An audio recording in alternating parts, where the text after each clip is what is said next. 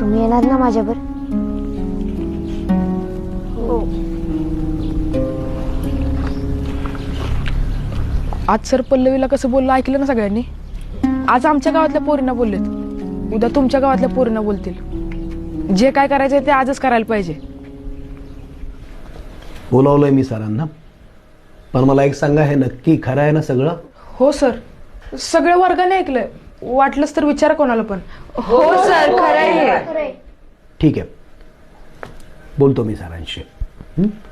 अब तुम्ही बाकीचे सगळे बाहेर थांबा. पल्लवी, तू आणि तुम्ही दोघी फक्त इथं थांबा. सर, अभिजितला थांबू द्या. ठीक आहे, बाकीचे सगळे बाहेर थांबा.